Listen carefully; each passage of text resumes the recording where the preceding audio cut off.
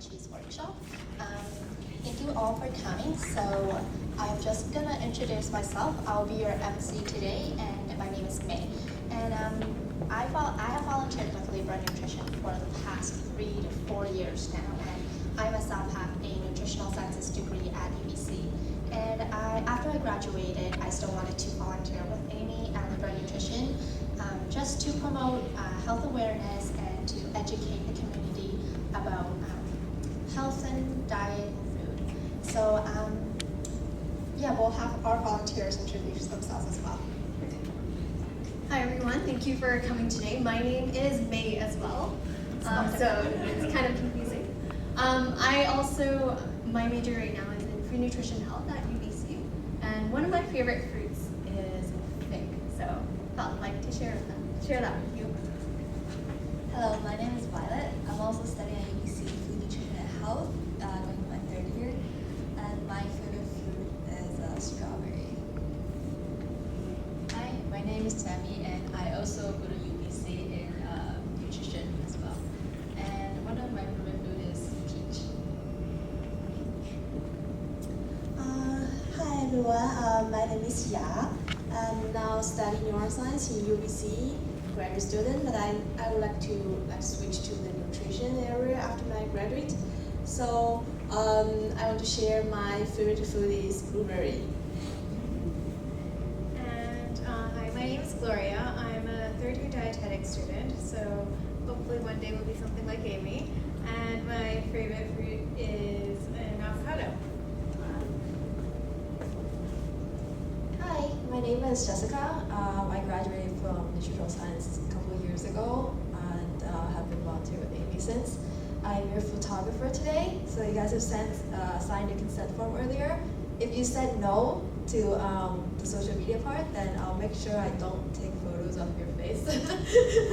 Yeah, if you see me taking photos of you, then you could kindly remind me that I don't want it, then I'll delete the photo. Thanks. We will draw a phrase. Okay, so my name is Amy. I'm the registered dietitian and founder of Libra Nutrition. Thank you so much for coming. I know it's a long weekend. It's really sunny out there. Getting you here is really wonderful. So my favorite food is durian. Do you know durian? You either love it or hate it. Okay, so I would also like to introduce 2 of our special guests today. Dun, dun, dun.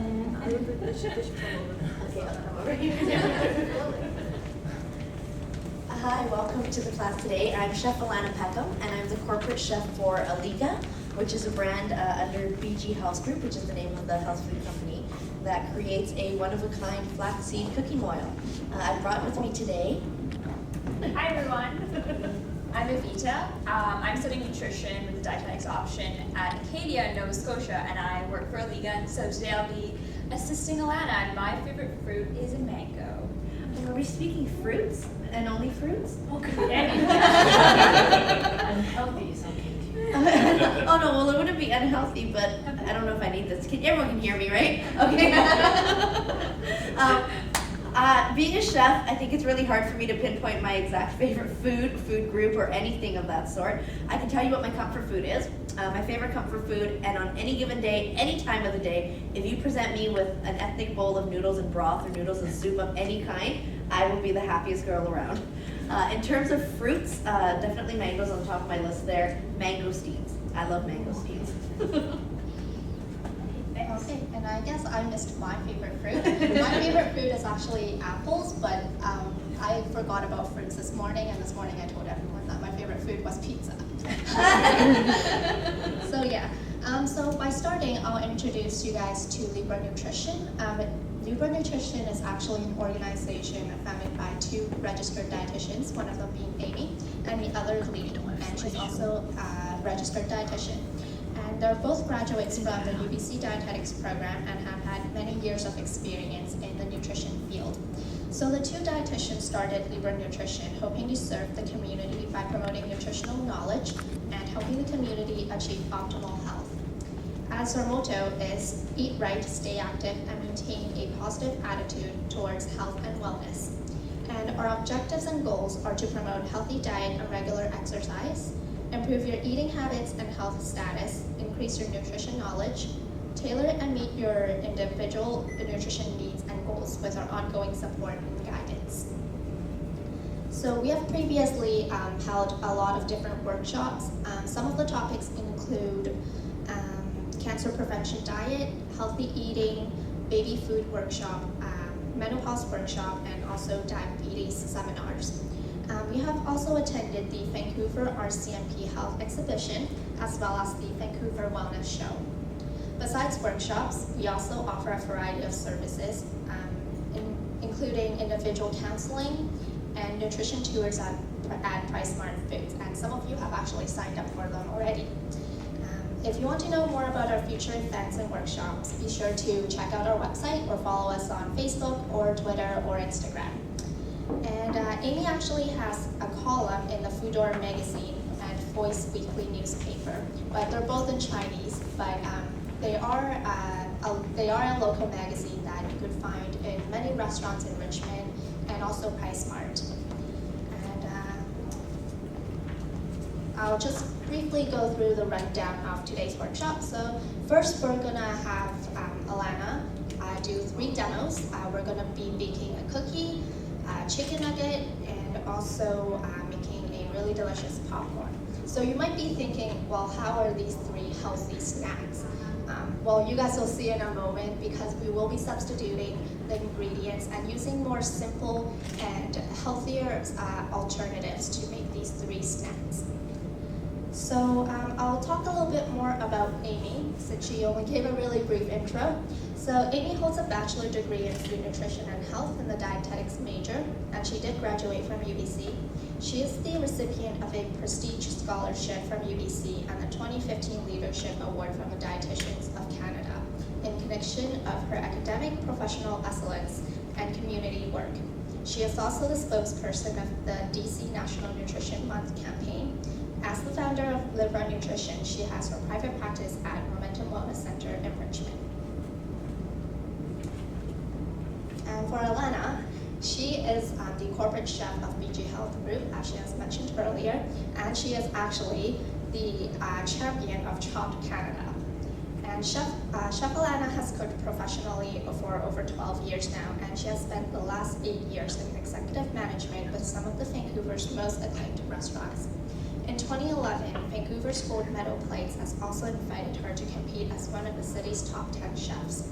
She has shared her recipes on many television programs and has contributed to 2 different cookbooks. And most importantly, she has a true passion for cooking, catering, and all things food related. Okay, so the main purpose of today's workshop, as I have talked about earlier, is to teach everyone how to make something really simple and yet nutritious and delicious. So we're actually going to have Alana start by introducing us to the cookie that we're making. Sure. Maybe just a couple of housekeeping. The washroom, Right, housekeeping. So the washroom, we actually need keys. We have 3 different keys. If you exit the back door there, you could have access to the men's washroom and also the men and women's washroom. But then if you're looking for the women's washroom, you would have to go out this right door here and go all the way around, if that makes sense. And also, if during the demo, children get a little bored or they just want to stretch, they could actually go to the back table. We have some activities and toys there for them. And we do have some volunteers over there to look after them. So yeah, and we'll have Alana start. Perfect. Okay, so yes, we're going to be making a simple oatmeal cookie. All you need is 1 mixing bowl for this, a rubber spatula or a wooden spoon, my favorite cookie gadget, which is going to be my ice cream scoop. It's how you get perfectly round and evenly shaped cookies. And to start with this cookie recipe, I choose Best Brown sugar, so Rogers Brown. I prefer the Best Brown over the Demerara, I think is what it's called, or the Golden Brown myself, only based on flavor. The Demerara I find is a bit too molassesy, and I find that the light brown lacks a bit of that molasses flavor, which does have a bit of that burnt caramel flavor to it. So by using a lighter brown sugar, you're adding a bit more sweetness to the cookie. I mean, sugar content-wise, you're doing the same thing, but more just for on the palate, you're losing a bit of that molasses flavor. And so we're gonna measure out 1 1/4 cups of packed brown sugar. And what do we mean by packed? You gotta press it into the cup so that when it comes out of the cup, it actually holds its shape. And so, what I've done with this recipe is, this was one of my all-time favorite oatmeal cookie recipes. And since starting with Alligga, what I've done is I went back to the recipe and took a look at it, and it used to call for a cup of butter is what this called for. And just like any other cookie recipe, you would take the softened butter, you would cream in your sugar, cream in your eggs one at a time, add your vanilla, add your dry ingredients, and boom, cookie batter. So instead of adding the butter to this, and keep in mind, professionally, I see nothing wrong with butter. It's great flavor. It should go in a lot of things. But if we're gonna indulge in, say, 2 or 3 cookies in one sitting, you know, do you necessarily want to take in all of that animal fat necessarily, you know? On top of that, if someone were to be, have a dairy allergy and they couldn't have butter, you know, what are some alternatives we can use out there? So since working with Alligga, I've converted this cookie recipe to using flax oil. So not only is it a richer cookie in terms of fiber because it is an oatmeal cookie, but now I've added omega-3s to it as well. And so instead of creaming butter and sugar instead, I add sugar to the bowl first, and then I'm gonna crack in my 2 eggs. And I'm simply gonna mix the eggs in with the sugar with a bit of vanilla and a tablespoon of honey. So it's roughly 2 teaspoons worth of vanilla. A little bit more is okay, a little bit less is fine as well. It's just flavoring. Don't add half the bottle, that will ruin it. And yeah, and about a tablespoon worth of honey. And now in terms of the honey, if you really didn't have honey at home or you didn't want to buy a bottle just for the tablespoon for this recipe, you could omit it. It's not really gonna ruin your recipe necessarily, but what that tiny tablespoon of honey will do though is it will keep your cookies a little bit more chewy and a little bit more soft. And so from here, you just have to mix it all in.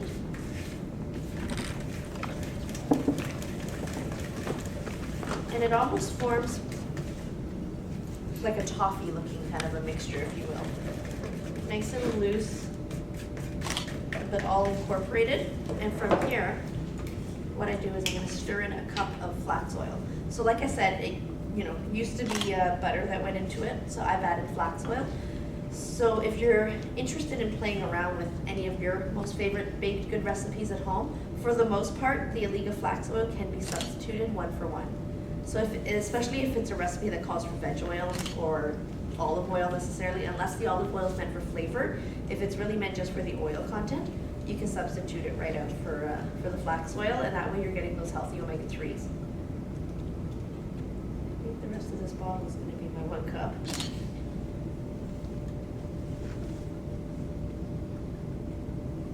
They don't make any faster pour spouts, I'm sorry. There we go. And so I don't know how familiar everybody is with flax oil necessarily, but flax oil is an omega-3 rich oil. Most generally used as a supplement oil, where people would make salad dressings with it, drizzle it. Often people will drink it by the spoonfuls just to get their omega-3s for the day. And you've always been taught that you can't cook with the flax oil, and they're absolutely right. You cannot cook with any other brand of flax oil that you're gonna find in the stores. And so as I'm mixing it, that oil just incorporates right into it. It emulsifies in with the eggs. It becomes a homogeneous mixture. It doesn't split out, so you're not getting a layer of oil plus a layer of sugar. It blends in quite nicely. And that's why the cookies and all the baked goods baked with the flax oil come out nice and moist and tender.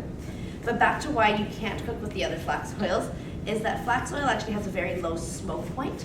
And what that means is that at a lower heat, the oil will start to burn and smoke. Once you burn an oil, it does become unhealthy for you to consume, which is why you've never been able to cook with flax before. With the Alligga brand, what it is we've removed waxes and impurities that naturally occur when you cold press the seeds. By removing the items that would cause the oil to burn, we now have a high smoke point oil. So it is suitable for any kind of cooking. So from here, we're gonna add our dry ingredients, which would be 1.5 cups of all-purpose flour. If you wanted to substitute a whole wheat flour for even more fiber and nutrients, that can be done. If you needed to make this into a gluten-free cookie, pick your favorite gluten-free flour of choice, and then follow the directions that would provide you. And then with that, we're gonna add a teaspoon of baking soda, and that's our leavener. We're gonna add about a 1/4 teaspoon of salt. And the salt isn't meant to make a salty cookie. Salt is used in baking to enhance flavors. Because what salt does is, it's one of these things where, yes, you have to watch your sodium content and levels of the foods you eat, because you can't have too much sodium going into your body, it's unhealthy. But if you don't have any sodium at all, from a chef and a palate point of view, your flavors are gonna be quite bland. So every now and again, even if you're like really strict about your salt content, just add a tiny pinch. You'll notice a big difference in flavor. And so that's what it's used for in baking, is to blend flavors together. I'm gonna add the cinnamon, and then we're gonna go with a 1/2 teaspoon of nutmeg. Now, if you're not a fan of warm spice flavors, just take them out. You're not gonna ruin the recipe or anything like that. I like the flavor of cinnamon in my oatmeal cookies, which is why I add it. And then I like the way cinnamon and nutmeg work together. It creates that nice warm harvest feel, if you will, in anything that's baked. And so from here, you gently want to stir in your flour. You don't need to incorporate it 100%, but you definitely need to make sure that it's blended in, so that you don't see all that flour in there anymore. Because then the next thing that we're going to mix in will be our oatmeal, our cranberries, and our chocolate chips. And so just even something like that works.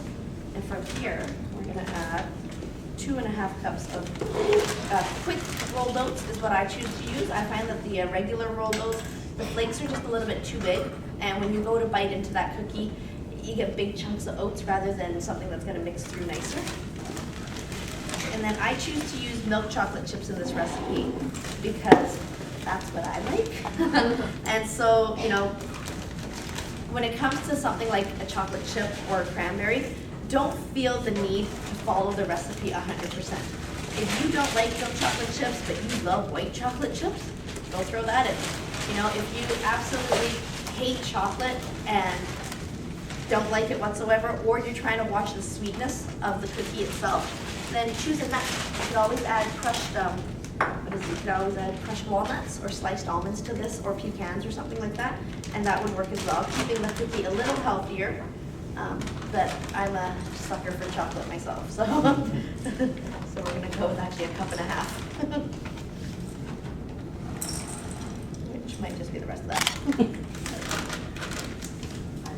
And then same goes for the cranberries. I choose dried cranberries in this oatmeal cookie recipe, whereas a lot of times it's more familiar to see, say, raisins or something like that. And the reason why I choose the cranberries is because I love the chocolate, which does add the extra sugar and sweetness. The cranberries are going to add a bit of tartness that will balance out that sugar in the chocolate. And so a good cup of cranberries in there. And then just like this, take your time. If it helps, use a bigger mixing bowl so that you can really get into there better. But if not, you just a couple of folds. Now, another tip though, when it comes to baking, and it's going to be cookies or cakes, I know a lot of times people think that this is stirring. This is actually beating and stirring your flour to the point of creating too much gluten, and you might end up with a tough baked good. I always say, if you're gonna love eating that cookie after, you should really love the batter itself and treat it nicely. In which case then, take your spatula or your wooden spoon, you dig to the bottom, and you do a folding motion. And you come back up to the top. And you can turn the bowl as you do it, and this will help you with that. And just a couple of turns, just a couple of smashes like this, if you will, but instead of that kind of a motion, you'll get your batter will come together, and you'll have a more tender product because we're not beating that wheat flour into submission. And now I know we're going to have a question and answer period at the end, but I actually can multitask. So if anybody does have questions as we go along related to what I'm doing up here, or a food question that you've been dying to have answered of some kind, please feel free to ask. And so just like that, we've got our oatmeal cookie batter. I mean, by all means, if someone's really daring and would like to try, you can dump that whole thing into a cookie sheet, press it down, and bake a big cookie. But like I said, I prefer to use the cookie scoop. And what we do is,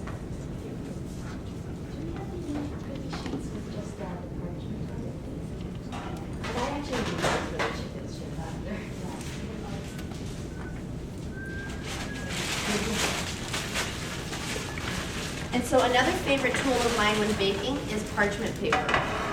I know that when I was a kid, it was wax paper that was popular. Now it's parchment paper. And it's gonna be your best friend when it comes to after baking, because instead of scrubbing that cookie pan down or that cake pan, you pull the paper off and your pan underneath is relatively still clean. It's also your best friend because instead of taking that egg flipper and trying to scrape those cookies off that pan and ending up with maybe one or two that look beautiful and the rest of them are crumbs, this will prevent it from sticking. This is your second best friend to get those store-bought cookie look. And so all you do is you pretty much just fill the scoop, flatten it out, and with it still flat down, release, and then pull up.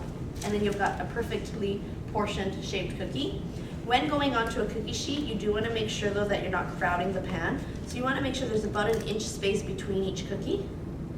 That way when they go in the oven and the baking soda starts to work and the cookies rise and kind of spread apart, they're not going to end up touching each other and forming one ginormous cookie, unless of course that's what you want. In which case, like I said, just pop the bowl on there and see what happens.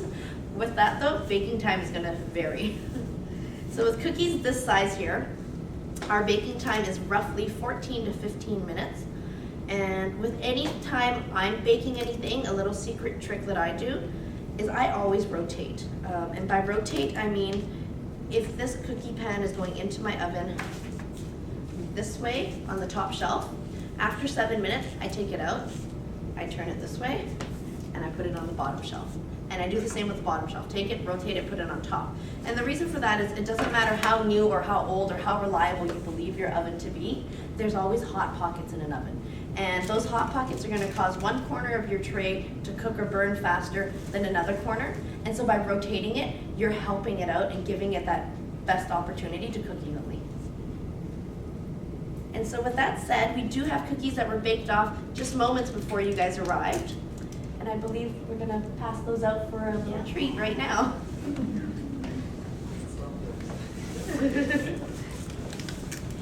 Alana, I don't know if you covered it already, but what can we substitute with cranberries? Yes, so substitutions like we mentioned for the chocolate chips could be nuts. Substitutions for the cranberries could be raisins. You know, like we talked about how a traditional oatmeal cookie is with raisins. You could definitely use raisins in this too. But like I mentioned, I choose not the raisin just because of it is a sweeter dried fruit than the cranberry. But if you're innovative or if you're creative in wanting to try something new, you can turn this oatmeal cookie into a tropical oatmeal cookie as well. You could simply add some dried coconut and dried pineapple bits to it. Suddenly you've got a pina colada oatmeal cookie.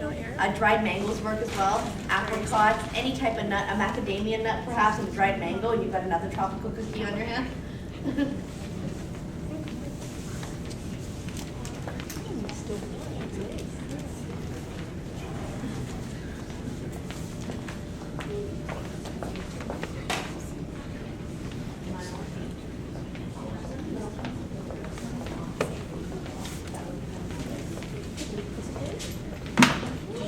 Cookies at home? Yeah. What are your favorite cookies? Similar. Okay. Do they help with baking? The little girls? You can actually ask them to put chocolate chips or a cranberry. The more you get them involved in cooking, the more they're interested in eating. Because it's hard for you not to like what you make, right? Yes. Yes, we are giving out the recipes at the end of the workshop. Okay. So everyone is bringing home recipes. Yeah, and on top of that, if you visit Alligga.com, you'll find a bunch of different healthy baked good snacks on there. And I say healthy in a loose term, if you will. Healthy because you're adding omega-3s to it, but keep in mind you're still eating a baked good that is made with sugar. I mean, it's kind of hard to bake something without the use of sugar. You could try, again, to substitute other types of sugar products into it. But for myself, a purist at heart, a baked good needs sugar. Well, portion size. That's right, that's another one, right? The one you're having now is a lot smaller than what they sell at Tim Hortons. That's right. And as well, I do have recipe cards printed out at the back at the table with all the Alligga products on there. I brought just a handful of different ones for you to take home with you, but they're just samples. If you visit the website, like I said, you'll find a lot of different recipes on there. And if you do enjoy baking, just to touch on it, one of my favorite recipes that I have, which is still a favorite, even though I've probably made hundreds of loaves of it since when I started with Alligga, is a banana bread recipe. And it is, in my opinion, and I've had a lot of different banana breads. I used to really like the one at Starbucks, except for the sugar content in it. I found it quite sweet, but I liked its moistness, and I did like the texture of it. The one that I make, not to brag, is nice and dense, but soft and fluffy, like soft at the same time, really, really moist, and it's not nearly as sweet as the Starbucks one. And with that, I, again, use the Alligga oil instead of using butter or instead of using veg oil. Banana is sweet itself. Exactly. You can cut down a lot of sugar that That's you right. have to add. And the secret to making a banana bread with bananas, though, is to make sure you actually really have ripened bananas. That's the biggest secret. It's one of those where you want to push it, you bought the bananas and you want to make it. But they don't have any brown spots on them at all. Take the time, be patient, wait until those brown spots happen. That banana, the more it ripens, the more it's naturally fermenting and the sugars are coming out of it. You really get a much better banana flavor in your product. A way to cheat though is you could pop it in the freezer for a couple of days. Take it out, it does kind of mush, the sugars do come out a bit different, but let it naturally happen and then you'll be so much happier with your product at the end. What about substituting with whole wheat flour? Absolutely. For baked goods, for most of the parts of baking, cookies, quick breads, substituting whole wheat flour, you can do 1-to-1. You're not going to notice a dramatic difference in your product. You will notice a texture difference because whole wheat does have the germs in it still and the outer husk. But in terms of the baked good working, like rising and everything, that will still work for you. If you are concerned, you can always omit 1 tablespoon for every cup, just to make sure that you're not drying out your product too much. But I know for myself when I'm at home, if I feel like making a whole wheat cookie like the one we just did now, I'll just use the exact same measurements of whole wheat instead of all-purpose. Another way to counter that by making yourself feel better by adding a little bit of that whole wheat but not compromising too much on texture is doing half and half. You can do half all-purpose and then half whole wheat flour as well. I have a question. If we're vegan, is there a way to substitute the eggs? Yes, absolutely. It works. I have done it myself, and as myself, not as vegan, but if you are a vegan yourself, this is going to be something that will work for you. That's passable, if you will. I mean, if you've had the real thing, it's never exactly the same. And the reason for that is you don't get the same leavening effect. So eggs are a natural leavener, just like baking soda, baking powder. It causes your cakes and your cookies to rise. It gives it that air lift that you need, which is why, in theory, a souffle rises out. It's because of all the air that you whip into the egg whites and everything. But if you are a vegan and you want to do baked goods, obviously without the butter, you would use the flax oil. To substitute the eggs, you would use a mixture of ground flax and boiling water. And what you do is 1 part of ground flax to 3 parts of boiling water. You mix them together and you let them sit at room temperature until they cool. What's going to happen is the flax is going to absorb as much of the water as it possibly can, releasing out of it all of the omega-3s, the nutrients, everything else goes into this water that floats to the top, and it forms kind of a jelly-like matter. And what you do is you would scoop that jelly-like matter off and use it in place of an egg 1-to-1. So a large egg roughly weighs 50 grams. So if a recipe called for 2 eggs, you would use 100 grams of this jelly matter that came with it. A lot of people have asked, well, what about the seeds that you've soaked? What can you do with that? You can add that right into your baked good as well. It just gives you extra fiber. But however, you can't substitute scrambled eggs with something like that. You can't scramble that jelly and think you're gonna have scrambled eggs. It doesn't work that way. But in baking, it will do a suitable, I've done it. I've made a vegan banana bread where my banana bread recipe does call for buttermilk. So I substituted a coconut milk instead. And then I used the ground flax and water to substitute the eggs. And it came out, it was still moist. It was still banana bread in texture and flavor. But in terms of texture, you don't quite, like I said, you don't get that fluffy rise out of it. It rises a bit, and then that's about it. It doesn't come quite to the top of the pan. But if you're a vegan, it's a great alternative. Okay, did everybody get a cookie? Okay, perfect. We're gonna move on to chicken strips. Right now it's warm out there. We have water. We have a cookie. So if you want to have a cup of water, let us know. Helps with a lot of things. We will talk about this after the chicken nuggets. Perfect. So with the chicken nuggets, what it is as we were mentioning earlier, JoJo, which is your partner with Libra Nutrition, this is her recipe, and I read it over. It sounds really, really good. We've already demoed it this morning, and it's kind of my take on it without having done it before. And it's super easy to make, super healthy, and fun for kids to help you with as well. And so what you would do is, in our bowl here that's been marinating for about 20 to 30 minutes, we had whole chickens, breasts, that I've cut into strips. Roughly 4 strips per breast. I pulled the tender off the back as well. So you get 5 strips out of every chicken breast. Then I added to it a non-fat Greek yogurt, a tablespoon or 2 of honey, and a tablespoon or 2 of a Dijon mustard, a smooth Dijon, a pinch of salt, mix it all in, keep it in the fridge, let it marinate. And when you're done with that, once it's marinated, what you want to do is you want to get yourself a Ziploc bag, and you want to add into it some ground flax seeds. And her recipe calls for honey bunches of oats. You can either get the ones with almonds or the ones without. For nut allergy sakes today, we've gone with the one without the almonds. And this is where the kids can have fun. You put it into a heavy-duty Ziploc bag, and they take it and they can just crush it. And crush it and crush it and crush it. You could put it on a flat surface as well. Grab a rolling pin and just go over it multiple times until it's all crushed up. If the kids aren't home with you, you want to save time, throw it into a food processor. But if the kids are home, this is easy because then you're going to use the bag again afterwards. Would any of you kids like to crush this up? Yeah, come on up and just crush it. Yep, smash it, put it between your hands and just crush it right up. There you go. And so what I've done with this recipe is I have separated it into 2 bags. And the reason why you want to do 2 bags is for even coating of the chicken. So we are going to open the one. You can help, put your hands right in there. Just go at it, girls.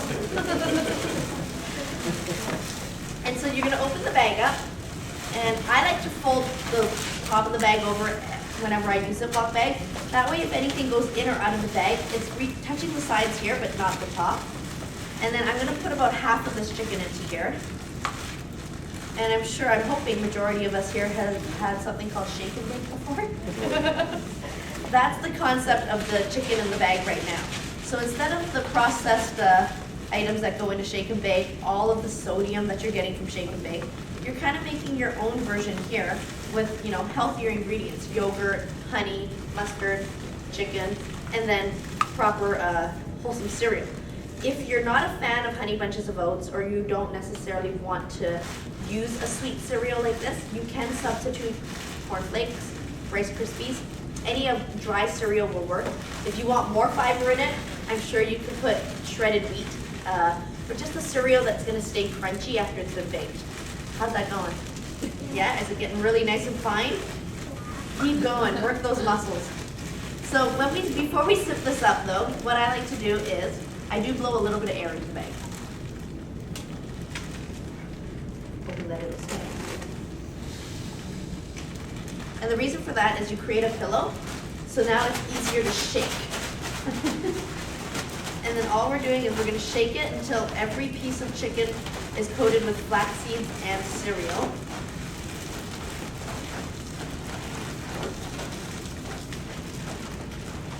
And then that's pretty much done. You've got, you now have coated pieces of chicken. Don't worry, keep going. With this recipe, it was recommended to use a pan spray to spray your pan down first. You lay your chicken on top, spray the chicken with another coating. Purpose of that is to add a bit of oil to it. Without the oil, your chicken's not really going to crisp up as much in the oven. Essentially, you're adding less oil than you would if you were deep frying these chicken strips, but you do need the oil. So what you could do is you could always take your favorite oil, add it into one of those pumpable spray bottles to spray it yourself. That way it's a bit more environmentally friendly than actually buying a can of aerosol spray. Or you could just also take your oil and just carefully drizzle it onto your tray, but in a thin enough manner so that it's not sitting in a big pool of oil. And then we would do exactly the same afterwards, where we would take this bottle and we would drizzle it right on top of the chicken.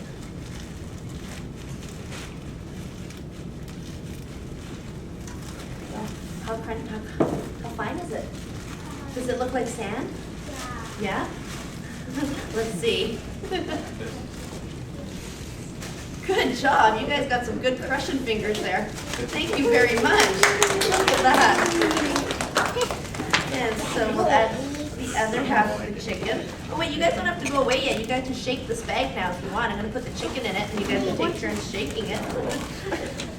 Let me put the chicken in first.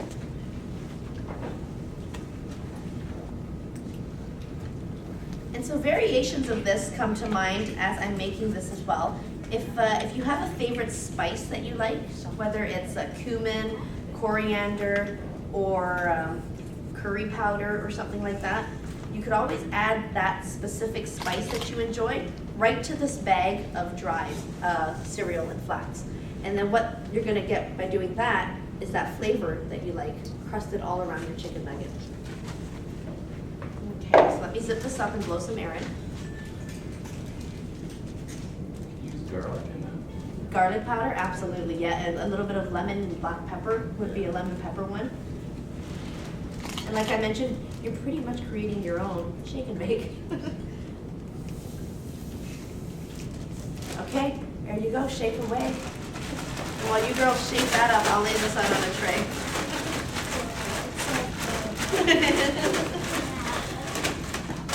And so as you can see, the strips are quite covered. The chicken's dead, girls. But I love the enthusiasm, thank you.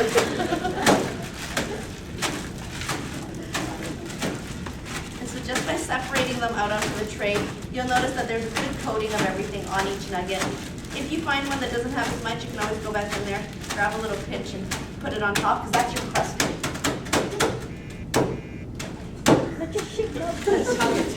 Thank you for tenderizing those, yeah, exactly. But you've never had so much fun making your chicken nuggets before.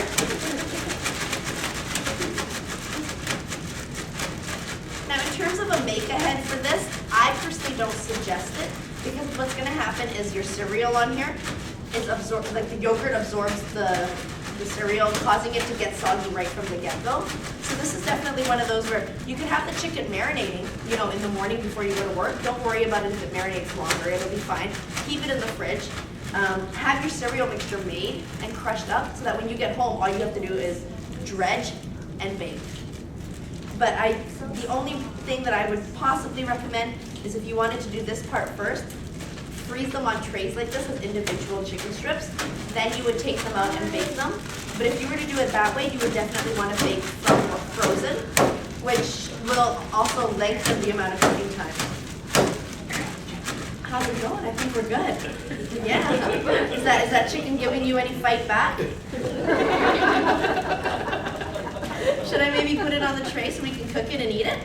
It sounds good. Thank you. Take a bow, ladies. That's the fun part. Maybe this style is good.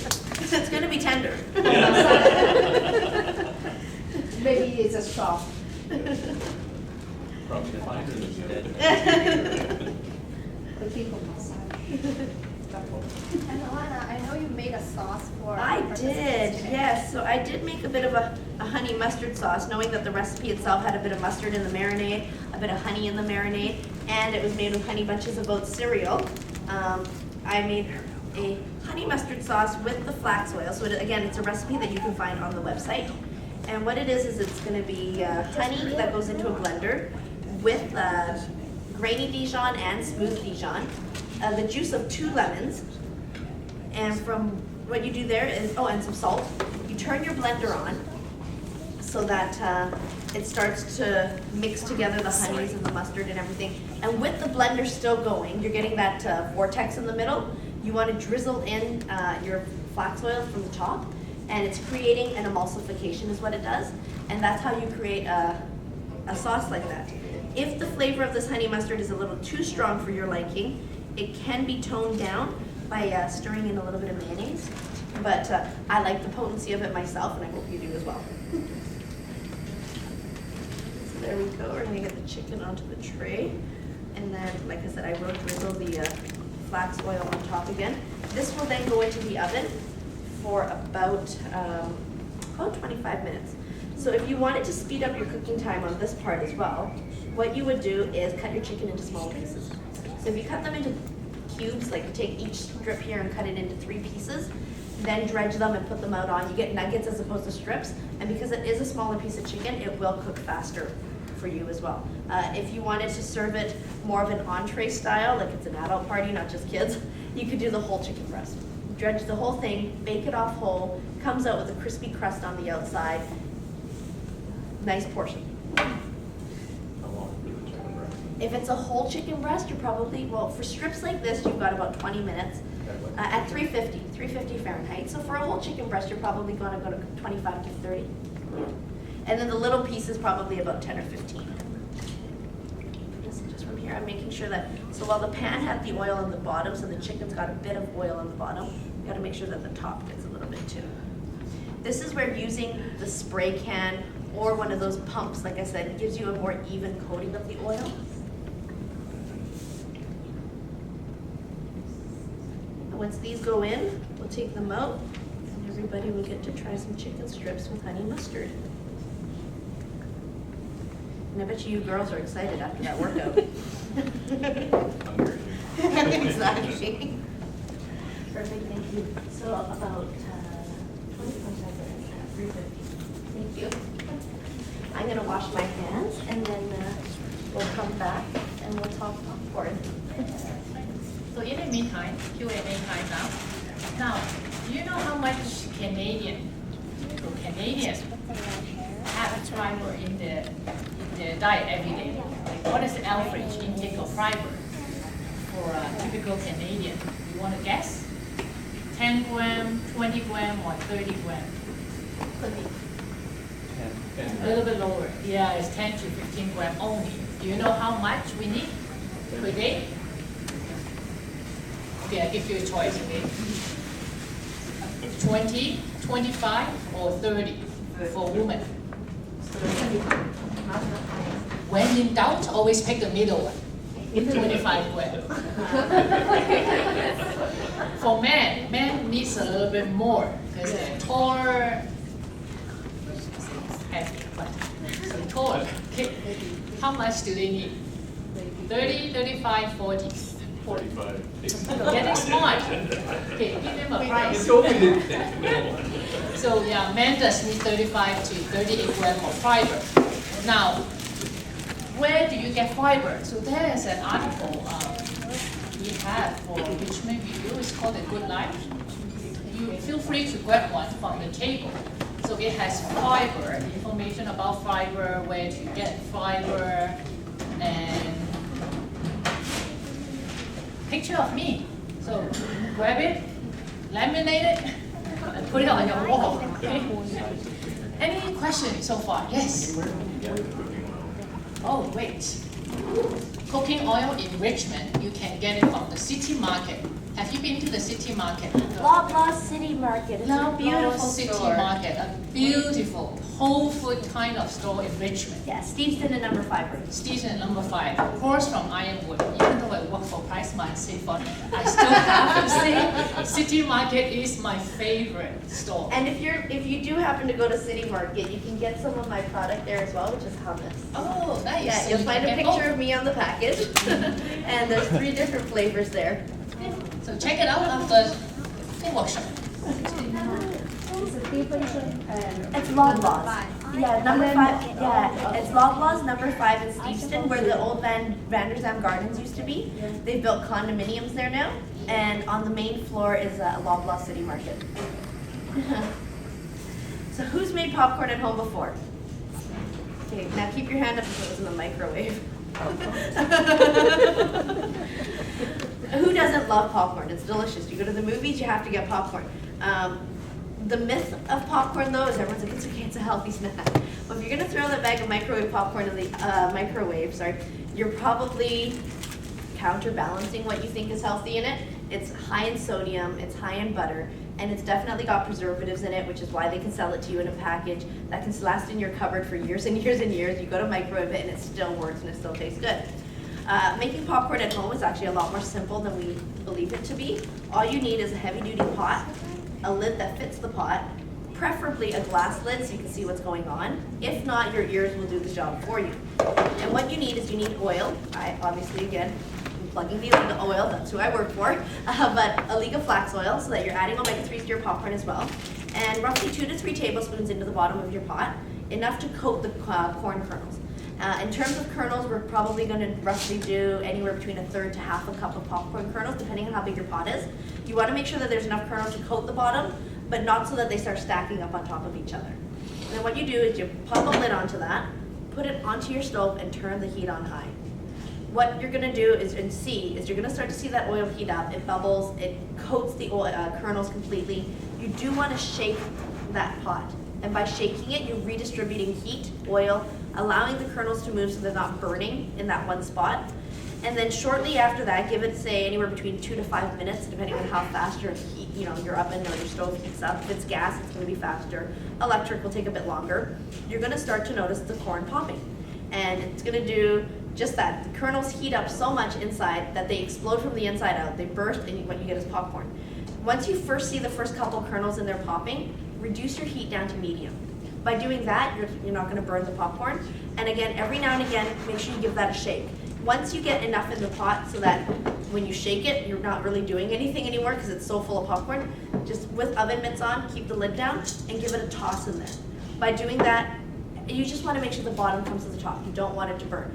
The way popcorn in the theater is made is essentially you have a heating element in the top, but in that element there's a rod that constantly stirs that popcorn kernel to prevent it from popping. On top of that, once that chamber is filled, the popcorn comes out, so you never have to worry about popcorn sitting on top of seeds, burning the seeds, whereas at home in a pot you will. Whatever's on the bottom will burn if you don't toss it and move it yourself.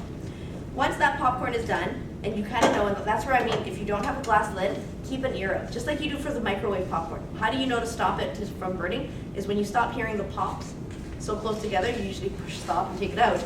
Same with this here. Once it stops popping rapidly, and you're only getting a pop, say 1 pop every 5 to 10 seconds, you want to take it off the heat, because that, unless it's gas, because the element is hot. And if you keep it on that same hot element, the bottom will again burn and scorch. And you also want to remove the lid immediately. And the reason why is you want to release that steam. That steam that's in there, if you leave the lid on, will cause your popcorn to go soggy. So if you want nice crispy popcorn, take that lid off, let it cool down, you then top it with whatever topping you like. We're all going to go for the butter because that's what popcorn needs. We're going to try a little something different here today. And what I did was in this pot, I put butter, and I put it on the stove, and I boiled it on medium-high until all the milk solids started to color and caramelize on the bottom, and that's called making brown butter. Why did I brown the butter first? When you brown the milk solids in it, you actually get a nuttier flavor. It's nice, it's still buttery, but a bit nutty as well. And to complement the flavor of that brown butter and the nuttiness, I also added maple syrup and some cinnamon and a pinch of salt. So you're gonna get a bit of a sweet and savory popcorn here. And so what you do once that popcorn's ready is you make whatever mix it is you like. Like I said, if you like this mix here, can be found at our website for the recipe. If not, you could always melt that butter or olive oil or flax oil if you like how flax oil tastes on its own. Again, you can add that favorite spice to it, whether it's garlic powder, onion powder, just black pepper or curry, and then that way you're making a flavored popcorn. And from there, you want to drizzle this on top, put that lid back on so that you can mix it all up in there for the flavor.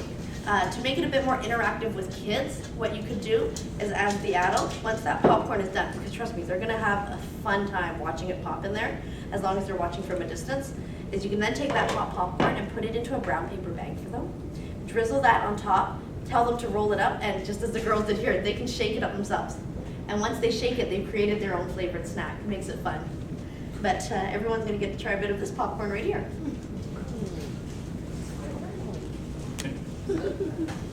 What kind of snacks do they have at home after school?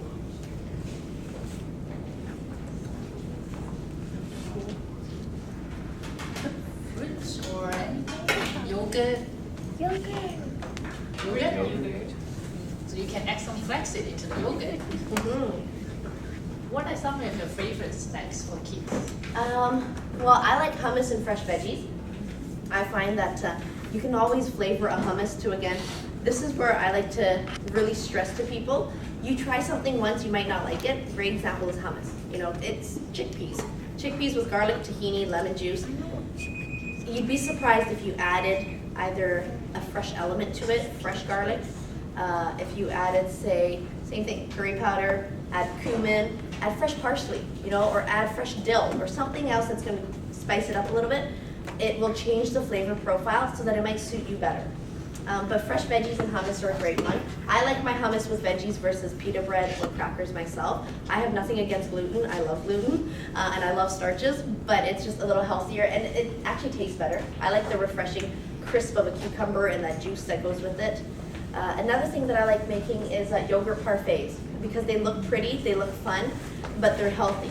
So you take your favorite granola or your favorite cereal, you take your favorite yogurt, which for myself is going to be a full-fat Mediterranean Greek yogurt, just for texture and flavor-wise.